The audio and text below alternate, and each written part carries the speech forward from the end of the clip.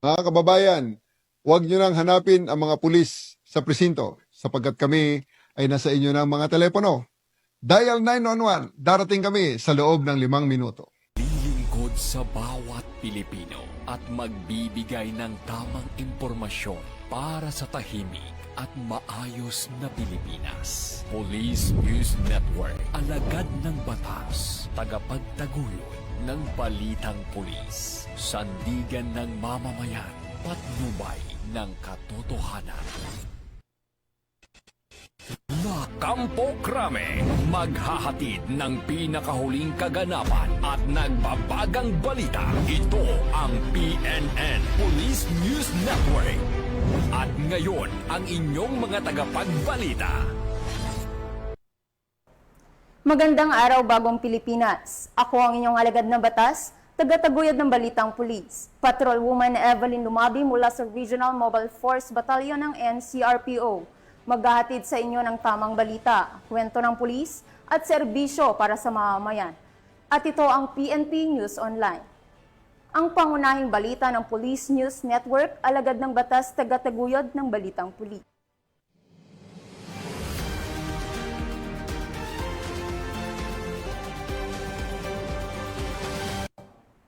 Narito ang mga balitang dapat niyong abangan.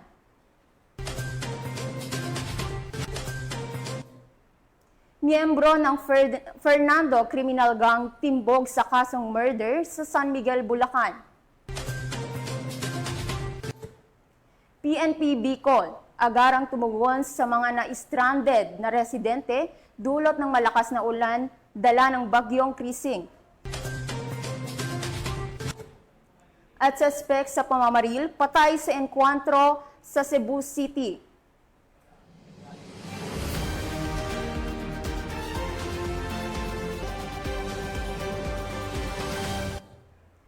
Narito ang mga balitang hatid ng ating PNN correspondents mula sa iba't ibang panig ng bansa.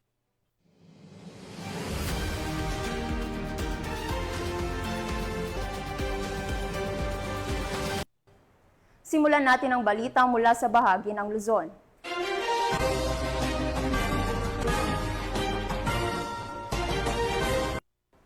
Ipinamalas ng PNP Bicol ang mabilis na aksyon at malasakit sa publiko matapos ang agarang tumugon sa mga na-stranded na residente dulot ng malakas na pag-ulan at pagbaha na hatid ng bagyong Krising. Ang report mula kay Patrolwoman Vanessa Sol. Sa agarang pangangailangan ng komunidad, matagumpay na tumulong ang mga miyembro ng Revitalized Police sa Barangay Makabugos sa ligtas na pagtawid ng mga na-stranded na guro, estudyante at residente sa spillway ng Barangay Bunsod ng biglaang pagtaas ng tubig dulot ng malakas na ulan. Sa mabilis na pagkilos ng Revitalized Police sa barangay, naihatid ng ligtas ang mga individual na hindi makatawid dahil sa panganib ng rumaragasang tubig. Kaakibat ng kanilang serbisyong makatao at malasakit sa kapwa, tiniyak ng mga pulis na ligtas at maayos ang bawat pagtawid habang pinapaalalahanan ang mga residente sa kahalagahan ng pag-iingat sa panahon ng masamang panahon. Ayon kay Police Colonel Julio C. Año-Nuevo, Provincial Director, ang nasabing pagtulong ay bahagi ng patuloy na pagsusumikap ng Revitalized Police sa barangay na mapalapit sa komunidad at mapanatili ang kapayapaan at kaayusan sa barangay lalo na sa panahon ng kalamidad. Niya, ang kapulisan ay hindi lamang tagapagpatupad ng batas, kami din ay katuwang ng mamamayan sa oras ng pangangailangan. Ang kaligtasan ng bawat isa ay aming pangunahing layunin. Sa harap ng pananalasa ng bagyong Krising, mas pinaigting ng Police Regional Office 5 ang kanilang kabuuang paghahanda at pagtugon upang matiyak ang kaligtasan at kaayusan sa buong rehiyon. Pinaalalahanan ng pamunuan ng PNP ang publiko na makipagtulungan sa mga otoridad, manatili sa ligtas na lugar at i-report agad ang anumang insidente sa pinakamalapit na himpilan ng pulisya o sa pamamagitan ng PNP hotlines. Mula dito sa Legazpi City, Albay, ako ang inyong PNN correspondent, Patrolwoman Vanessa Sol, alagad ng batas, tagataguyod ng Balitang Pulis. Maraming salamat, Patrolwoman Sol. Tiniyak ng Police Regional Office 1 ang kanilang kahandaan at mabilis na pagresponde sa posibleng epekto ng bagyong Krising sa rehiyon sa pamamagitan ng pagsasagawa ng pre-disaster risk assessment kasama ang mga lokal na pamahalaan at iba pang ahensya ng pamahalaan. Alamin ang detalye ng report mula kay Police Corporal Mark Anthony Pico. Dana ang mga kapulisan ng Police Regional Office 1 sa posibleng epekto ng Bagyong Krising sa isinagawang pre-disaster risk assessment meeting kasama ang mga lokal na pamahalaan at iba't ibang ahensya ng gobyerno. Tiniyak ng Police Regional Office 1 na nakaalerto na ang kanilang mga tauhan upang magsagawa ng rescue operations, traffic management at seguridad sa mga evacuation center. Nagsagawa na din ang mga police provincial offices ng pre-prepositioning ng mga kagamitan at nagtalaga ng mga quick response teams at patuloy din ang pag-monitor sa mga lugar na kabilang sa high-risk areas upang matiyak ang seguridad at kaligtasan ng mamamayan ng Region 1. Pinayuhan din ng mga kapulisan ang publiko na manatiling kalmado, makinig sa mga opisyal na anunsyo at iwasan ang pagpapakalat ng maling impormasyon lalo na sa social media. Patuloy ang koordinasyon ng Police Regional Office 1 sa mga Disaster Response Unit, Department of Social Welfare and Development at Office of Civil Defense upang matiyak ang mabilis na pagbibigay ng tulong sa mga maapektuhan na residente. Mula dito sa Ilocos Region, ako ang inyong PNN correspondent, Police Corporal Mark Anthony Pico, alagad ng batas, tagataguyod ng Balitang Pulis. Maraming salamat Police Corporal Pico. Bilang bahagi ng paghahanda sa paparating na Bagyong Krising, nakiisa ang Cagayan Police Provincial Office sa isinagawang pre-disaster risk assessment ng mga lokal na ahensya at disaster response unit sa lalawigan. Nakatutok dyan si Patrolwoman Lainey Lorenzo.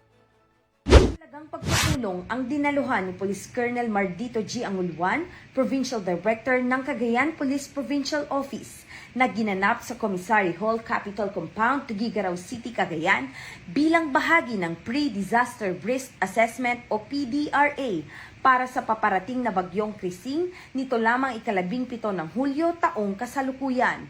Nagtipon-tipon sa nasabing pagpupulong ang mga kinatawan ng iba't ibang ahensya ng gobyerno kasama na ang mga opisyal mula sa lokal na pamahalaan at mga kinatawan ng iba't ibang mga barangay. Ang PDRA ay isang mahalagang hakbang upang matiyak ang kaligtasan at kapakanan ng mga mamamayan sa lalawigan. Layunin nito na masuri ang mga potensyal na epekto ng bagyo mula sa pinsalang maaaring idulot nito sa mga infrastruktura hanggang sa panganib sa buhay at ari-arian ng mga residente. Sa pamamagitan ng masusing pagsusuri, makakalikha ang mga kinauukulang ahensya ng mas epektibo at maayos na plano para sa paghahanda at pagtugon sa anumang sakuna.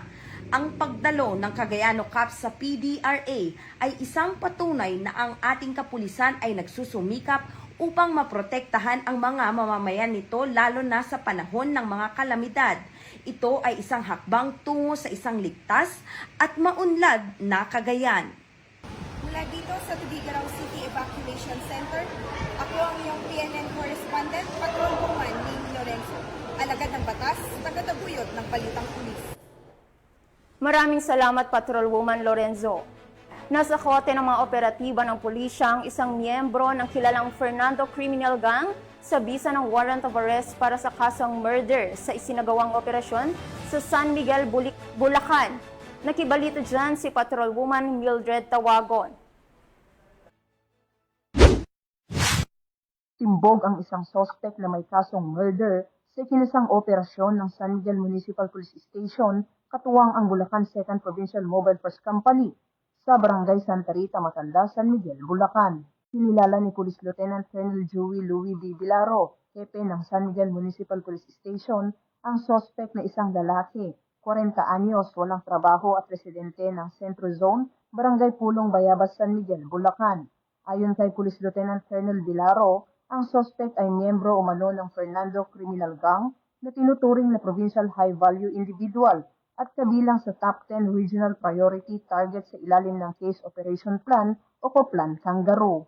Bandang alas 5 ng hapon ay tuluyang naaresto ng mga otoridad ang suspect sa bisa ng warrant of arrest para sa kasong murder na walang inirekomendang piyansa. Ang suspect ay kasalukuyang nasa kustudiya ng San Miguel Municipal Police Station para sa kaukulang dokumentasyon at wastong disposisyon. Tinitiyak ng Bulacan PNP sa ilalim ng pamumuno ni Police Colonel Angel Garciliano, Acting Provincial Director ng Bulacan Police Provincial Office, na ipagpatuloy nila ang mas pinaigting na operasyon upang masiguro ang kaligtasan, katahimikan at kaayusan sa buong lalawigan. Patuloy din nilang papaigtingin ang kampanya laban sa lahat ng uri ng kriminalidad at iba pang iligal na aktibidad bilang bahagi ng kanilang pangakong protektahan at paglingkuran ang mamamayan ng Bulacan. Mula dito sa Bulacan Police Provincial Office, ako ang inyong PNN Correspondent, Patrolwoman Mildred A. Tawagon, alagad ng batas, tagataguyod ng Balitang Pulis. Maraming salamat, Patrolwoman Tawagon. Bilang tugon sa inaasahang epekto ng Bagyong Krising, nakahanda na ang mga search and rescue teams mula sa iba't ibang himpilan ng pulisya sa Cordillera upang tumugon sa anumang emergency na maaaring idulot ng malalakas na ulan at pagbaha. Yan ang tinutukan ni Police Master Sergeant Lenny Valerio. Nakahanda na ang search and rescue team mula sa iba't ibang police provincial office ng Rion ng Cordillera bilang paghahanda sa posibleng epekto ng Bagyong Krising at nagsagawa ng masusing inspeksyon ng kagamitan nitong araw, 18 ng Hulyo taong kasalukuyan. Ang inisyatibong ito ay bahagi ng tuloy-tuloy na pagsisikap na palakasin ang disaster response at suportahan ang komunidad sa panahon ng sakuna. Layunin na ang aktibidad na masiguro ang kahandaan at kakayahan ng search and rescue team sa pagtugon sa mga sakuna. Mula dito sa Rion ng Cordillera, ito ang iyong PNN Correspondent, Police Master Sergeant Lenny Valerio, alagad ng batas, tagataguyod ng Balitang Pulis. Maraming salamat, Police Master Sergeant Valerio. Walang takas ang 4 na hinihinalang drug personalities matapos madakip sa isinagawang bypass operation ng PNP sa Pasay City. Narito ang detalye ng report mula kay Patrolwoman Mika May Bahiwa. Nasa kote ang 4 na drug suspect sa ikinasang bypass operation ng mga tauhan ng Pasay City Police Station sa Barangay 145, Zone 16 sa Pasay City. Kinilala ang mga suspect sa mga alias na Boy, Elisa, Ross at Irish, na pawang nasa drug watch list at walang trabaho. Nasamsam sa operasyon ng Station Drug Enforcement Unit ng Pasay ang 9 na sachet ng hinihinalang shabu na may timbang na 19.7 gramo at tinatayang may halaga na 133,960 pesos kasama ang marked money at isang plastic case. Nasa kustodiya na ng pulisya ang mga suspek habang isinasagawa ang investigasyon. Naharap naman ang mga ito sa kasong paglabag sa Republic Act 9165 o mas kilala bilang Comprehensive Dangerous Drugs Act of 2002. Mula dito sa Camp Bagong Diwa, ako po ang iyong PNN Correspondent, Patrolwoman Mika May Bahiwag, alagad ng batas, tagataguyod ng Balitang Pulis. Maraming salamat, Patrolwoman Bahiwag. Tunghayan naman natin ang mga balita mula sa Visayas.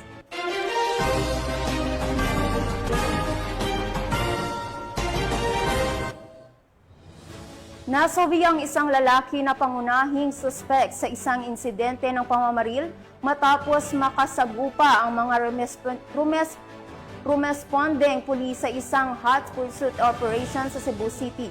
Alamin ang iba pang detalye mula kay Patrolwoman Annalyn Canoog.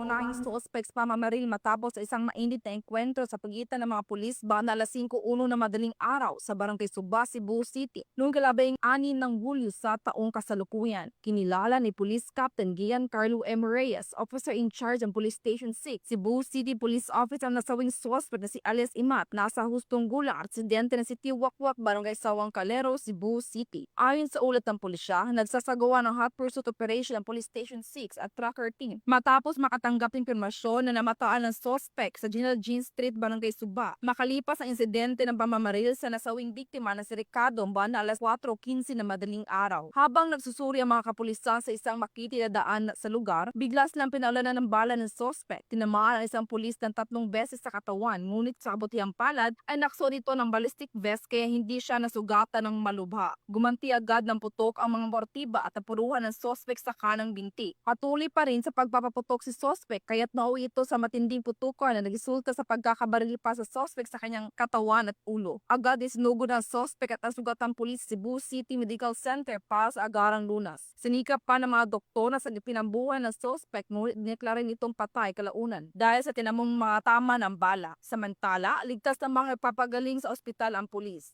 I commend the relentless and continuous effort exerted by police station personnel for successfully neutralizing G alias Imat and the responding and follow-up operation regarding the shooting incident victimizing Ricardo. I would like also to thank the support of the barangay constituents for giving information that lead to apprehending the lawless elements. Your cooperation and participation are much Correspondent, Patrolwoman Annalyn N. Canoog, alagad ng batas, tagataguyod ng balitang pulis. Maraming salamat, Patrolwoman Canoog. Nasaksihan ng mga miyembro ng Regional Advisory Group for Police Transformation ang ipinamalas na 5 minutes response capabilities ng Police Regional Office 6 sa isinagawang simulation exercise. Magbabalita dyan si Patrolwoman Ledilyn Bansagon.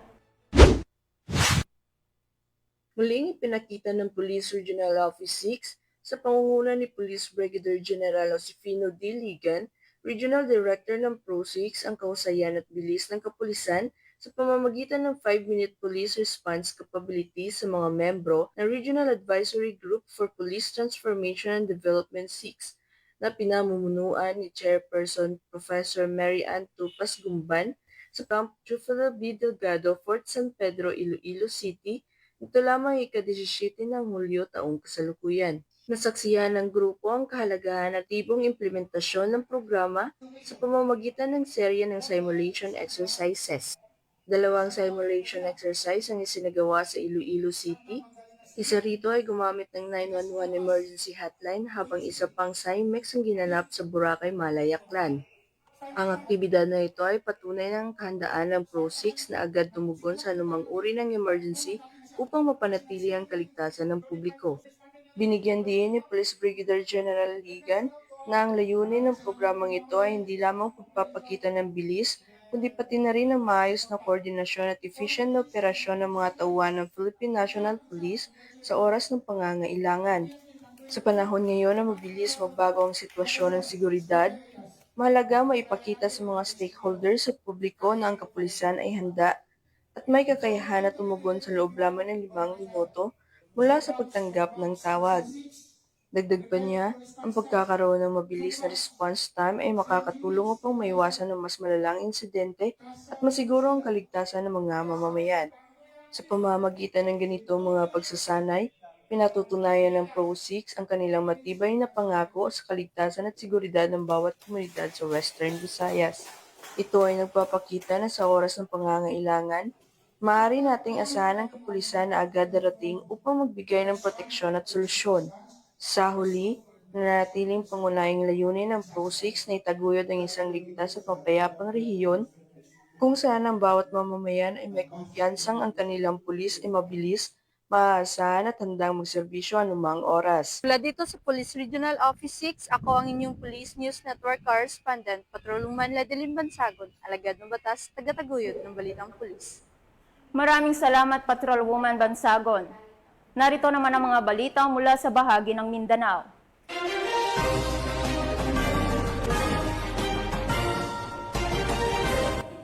Tuluyan nang nabuwag ang isang drug den sa Maguindanao del Norte matapos ang ikinasang operasyon ng mga otoridad na nagresulta sa pagkakaaresto ng 5 individual na sangkot umano sa iligal na aktibidad. Ang detalye ng report mula kay Patrolwoman Veronica Laggi. 5 individual ang naaresto matapos mabuwag ang isang drug den sa bisa ng matagumpay na anti-illegal drugs operation sa Sitio Daywan, Barangay Tanuel Datu, Odinsinsuat, Maguindanao del Norte. Nito lamang 16 ng Hulyo taong kasalukuyan. Kinilala ni Police Major Pasigan Abbas, hepe ng Datu Odinsinsuat MPS, ang mga naarestong suspect na sina alias Noru, 52 anyos, Natnat, 20 anyos, Nazir, 49 anyos, Ingo, 37 anyos at alias Liwa na 34 anyos na pawang mga residente ng nasabing lugar. Sa ikinasang operasyon ng Maguindanao del Norte PNP, nakumpiska ang tinatayang 15 gramo ng hinihinalang shabu na nagkakahalagang humigit kumulang 100,000 pesos, isang shotgun, magazine, mga drug paraphernalia at bypass money na ginamit sa iligal na aktibidad. Kasalukuyang nasa kustodiya na ng Dato Odinsin Suwat MPS ang mga suspek kasama ang mga nakumpiskang ebidensya at maharap sa kasong paglabag sa Republic Act 9165 o Comprehensive Dangerous Drugs Act of 2002 at Republic Act 10591 o mas kilala bilang Comprehensive Firearms and Ammunition Regulation Act. Patuloy ang pinagting na kampanya ng pulisya at lokal na pamahalaan ng Dato Odinsin Suwat laban sa iligal na droga upang matiyak ang kaayusan at kapayapaan sa kanilang bayan. Mula rito sa rehiyon ng Bangsamoro, ako ang inyong Police News Network Correspondent, Patrolwoman Veronica Lagi, alagad ng batas, tagataguyod ng Balitang Pulis. Maraming salamat, Patrolwoman Lagi. Nasa kote ng mga operatiba ang isang high-value individual sa ikinasang bypass operation sa Davao del Sur. Matapos positibong mabilhan ang hinihinalang shabu, tinutukan yan ni Patrolwoman June Mary Joy Rupin. Isang drug personality matapos isinagawa ang bypass operation nito lamang Hulyo 17 taong kasalukuyan sa Purok 4, Barangay Southern Paligi, Padada, Davao del Sur. Ang operasyon ay isinagawa sa pangunguna ni Police Major William O. Katipay Jr., Chief of Police ng Padada Municipal Police Station, katuwang ang mga tauhan ng Philippine Drug Enforcement Agency. Kinilala ang suspek sa alias na Dol, na isang high-value individual, 48 anyos, at residente ng Purok Madasigon, Barangay 3 de Mayo, Digos City. Na-recover mula sa suspek ang hinihinalang shabu na may standard drug price na humigit kumulang 6,120 pesos at iba pang mga ebidensya. Kasalukuyang nasa kustodiya ng nasabing istasyon ang suspek upang duman sa tamang disposisyon at maharap sa kasong paglabag sa Republic Act 9165 o Comprehensive Dangerous Drugs Act of 2002. Ang pagkakakumpiska ng iligal na droga ay isang malaking tagumpay laban sa patuloy na kampanya ng pamahalaan kontra sa iligal na droga at patunay na mahigpit na pagpapatupad ng batas sa rehiyon. Patuloy ang investigasyon ng mga otoridad upang matukoy kung may iba pang sangkot sa iligal na aktibidad ng naarestong suspek. Mula dito sa Police Regional Office 11, ako ang inyong PNN correspondent, Patrolwoman June Mary Joy Rupin, alagad ng batas, tagataguyod ng Balitang Pulis. Maraming salamat, Patrolwoman Rupin. Bilang parte ng paghahanda para sa inaabangang Tinalak Festival 2025, opisyal nang inilunsad ng South Cotabato Police Provincial Office ang kanilang incident management teams sa ilalim ng operasyong tinaguriang Oplan Tinalak 2025. Yan ang balitang hatid ni Patrolwoman. Pinangunahan ni Police Colonel Samuel T. Kadungon, Provincial Director ng South Cotabato Police Provincial Office, ang press conference tungkol sa Incident Management Team Oplan Tinalak 2025 na ginanap sa PDRRMO, Cordal City. Kasama sa nasabing press conference sina Mr. Rolly Duan Aquino, head ng PDRRMO at Fire Officer 3 John Paulo Cabuga ng Bureau of Fire Protection 12. Kasama din ang mga media personalities at iba't ibang ahensya ng gobyerno na nakatalaga sa pagpapanatili ng kaayusan sa nasabing festival. Tinalakay sa nasabing conference ang mga hakbang sa seguridad, safety protocol at koordinasyon para sa Tinalak Festival 2025. Binibigyan din ang matibay na pagtutulungan ng South Cotabato Police Provincial Office at ng pamahalaang panlalawigan ng South Cotabato sa pagtiyak ng isang mapayapa, maayos at matagumpay na pagdiriwang na nagpapakita ng mayamang kultura at masiglang turismo ng lalawigan. Tinitiyak ng South Cotabato PNP na maging ligtas ang mga residente at turista sa buong pagdiriwang ng Tinalak Festival 2025. Mula dito sa Rehiyon 12, ako ang inyong PNN correspondent, Patrolwoman Vina Morales, alagad ng batas, tagataguyod ng Balitang Pulis. Maraming salamat, Patrolwoman Morales. At yan ang mga balitang nakalap ng ating PNN correspondents mula Luzon, Visayas at Mindanao. Sa ngalan ng pamunuan ng Philippine National Police sa pangunguna ni PNP Chief Police General Nicolas Torre III at sa pamumuno ni President Ferdinand Bongbong Marcos Jr., kami ay maglilingkod sa bawat Pilipino at magbibigay ng tama at balanseng balita. At kami ay muling nagpapaalala na huwag ninyo nang hanapin ang mga pulis sa mga presinto sapagkat kami ay nasa inyo ng mga telepono. Dial 911. Darating kami sa loob ng 5 minuto. Dahil sa bagong Pilipinas, ang gusto ng pulis, ligtas ka. Mula rito sa tanggapan ng tagapag-ugnay ng Pambansang Pulisya, ako ang inyong alagad ng batas, tagataguyod ng Balitang Pulis. Patrolwoman Evelyn Lumabi mula sa Regional Mobile Force Battalion ng NCRPO, maghahatid ng tamang balita, kwento ng pulis at serbisyo para sa mamamayan. At ito ang PNP News Online, ang pangunahing balita ng Police News Network.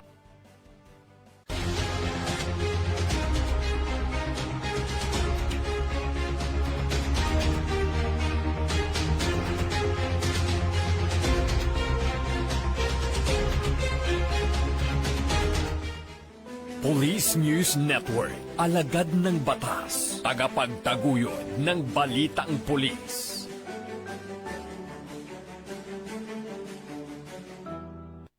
Mga kababayan, huwag nyo nang hanapin ang mga pulis sa presinto sapagkat kami ay nasa inyo ng mga telepono. Dial 911, darating kami sa loob ng 5 minuto.